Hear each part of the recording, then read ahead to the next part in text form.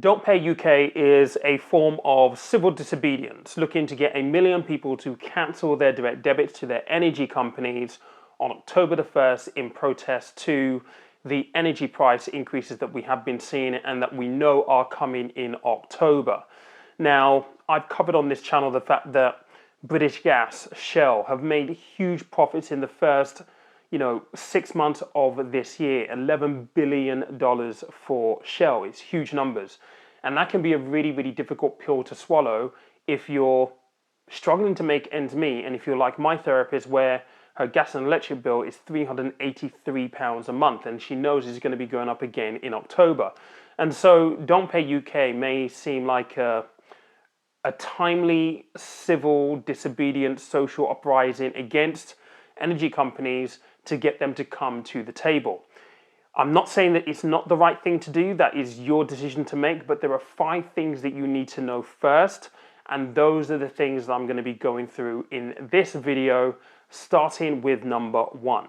Well, the first thing is there are likely going to be consequences if you don't pay your energy bill. Look, you wouldn't walk into Tesco's and take things off the shelf and walk out thinking that's going to be okay.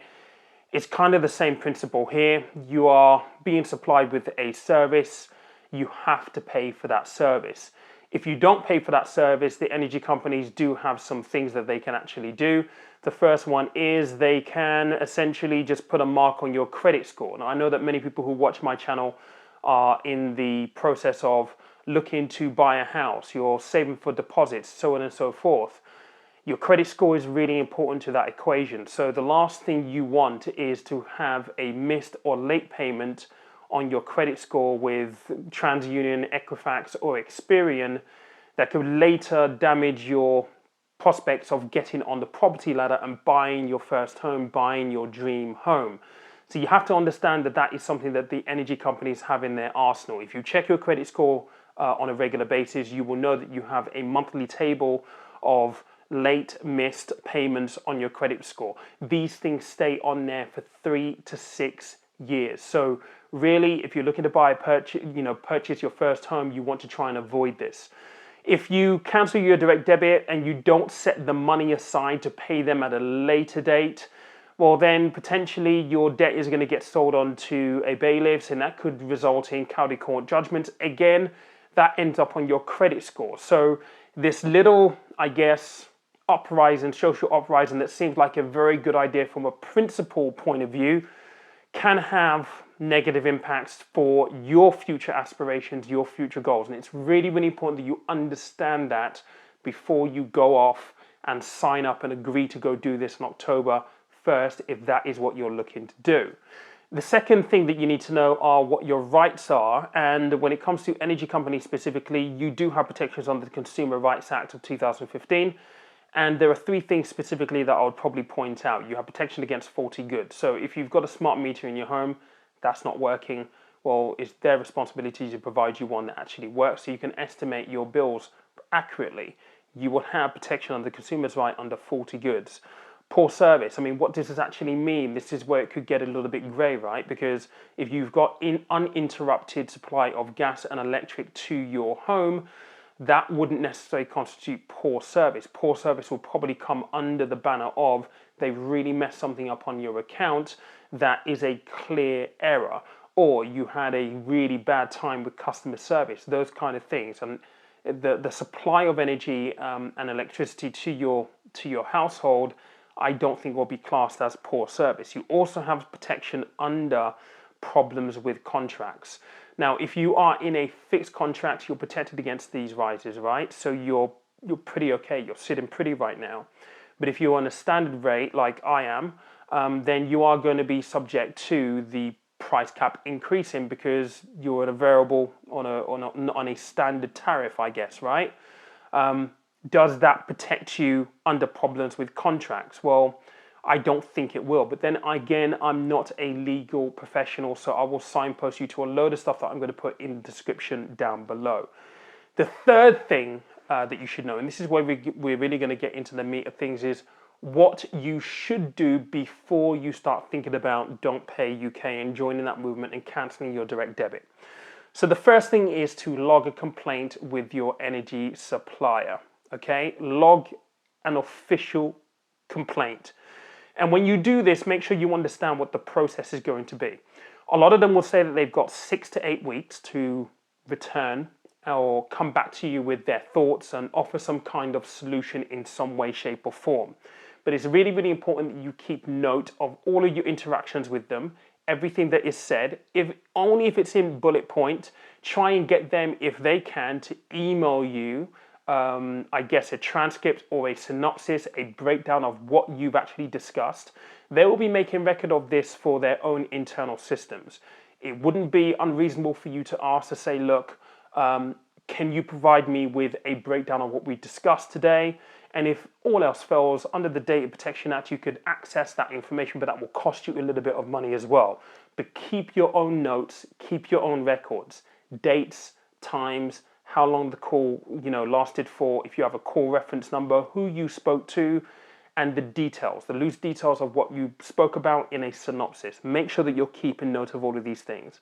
Now, it is really, really important that you provide evidence. So let's think about what the core issue at hand is here. You will be probably complaining because the cost that they're trying to increase your bills to is unsustainable. So let's just say, for example, that your bills before all of this energy cap increases started to happen was something like £60 per month, and they're trying to take you all the way to £250 per month. You need to provide evidence as to why you cannot afford that. Now, that may mean that you need to go snooping around your bank statements and actually open up what your income and your expenditure is to demonstrate that, but you have to provide evidence. You have to tell them, look, this is completely and utterly unsustainable for me, so they know what your situation is like. The second thing that you have to do is be clear on what you want them to do to rectify the situation. So again, if your bills have gone up from £60 a month to £250 a month, that's where they want you to be. Just say, look, you cannot afford this. You would like the payments to be £100 or £120, whatever it is that you can afford.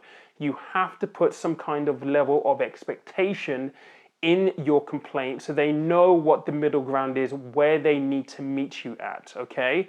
The energy companies are going to be fully aware that there are going to be a lot of people that are not going to be able to afford this, and we'll talk about some of the stuff that they need to do on their side in the moment. But please, whatever you're doing, when you're making this complaint, don't be rude, don't get flustered. You're more likely going to get help from a human being who is just like you, doing their job, if you speak to them with a level head, without any anger, without any frustration. And I know that that's going to be really, really hard, particularly when you're thinking about, the fact that Shell made £15 billion in profits this first half of 2022. But you've got to remember that the person speaking to you on the phone, on the customer service line, is probably in the same boat as you. So please don't be rude, don't be flustered, and just try and be as amicable as possible. You're going to find yourself getting further down the road, and you'll find things being a lot more, I guess, easier to navigate if you're just nice and you're level-headed. So please bear that in mind. Now, the fourth thing you need to know is what they can do. Now, the energy suppliers have to work with you if you raise an official complaint.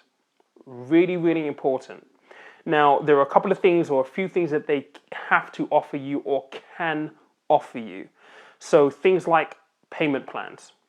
They can offer you one of those things to say, okay, look, we might be able to bring your bill down from 250 to, I guess, 200, for example. You might have to go through a number of negotiations with this, right? But you have to understand that if the price is 250, getting them to come down to something like 120 is a big jump. Because at the end of the day, and I don't know the ins and outs of the energy industry, if they're seeing themselves running at a loss or potentially incurring loss, you have to understand from a business point of view, they're going to try and avoid this as possible. So full repayments plans, they have to offer you. They can offer you payment breaks. They can offer you more time to pay if needed. They can also offer you access to any hardship funds or any grants that they have available. I did a video a few months ago about the scheme with British Gas, I believe it was. That video didn't get watched a lot, but they will offer you those kind of things.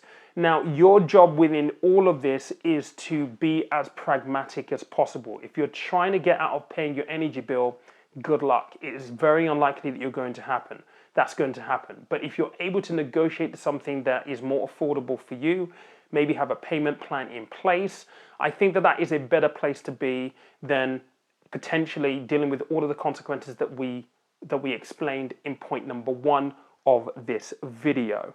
Now, what happens if all of this fails? And this may be a light at the end of the tunnel and a bit of a glimmer of hope for people who may just be in this mind that you want to just cause them a little bit of pain because they're making ridiculous profits. Now, the fifth thing to know is if all of this fails, you could go to the ombudsman. You can raise a complaint with the ombudsman. Now, the ombudsman is there to be an impartial body to this, but the ombudsman is going to want you to have raised a complaint with your energy provider first and gone through negotiations and try to give them a chance to, I guess, fix the situation. If you haven't given them that opportunity, you cannot go to the ombudsman. Now, you can go to the ombudsman if you get to the point where you can't find a middle ground. You're not quite happy with how much they're willing to cut your electricity bill by, and I must warn you, don't be more difficult than necessary. You may want to be, completely down to you. But if you cannot get to a resolution, you're at loggerheads, the ombudsman can come in here. Now, it's really, really, really important. And this is where, again, it can get a little bit juicy for people who just want to inflict a little bit of pain. Now, the ombudsman, in order to deal with complaints by customers of a company, actually charge said company, a fee per complaint.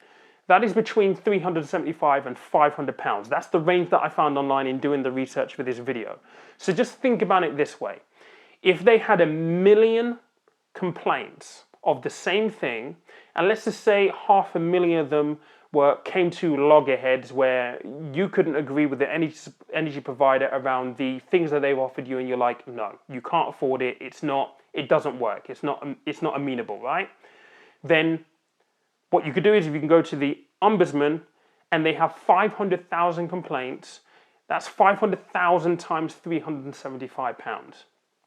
And these energy companies are only allowed to have a certain amount of complaints open.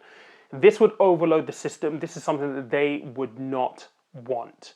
But you'd have to get to the point where you go to the ombudsman first. Now, it's really important to understand what the ombudsman can and cannot do. They cannot impose fines.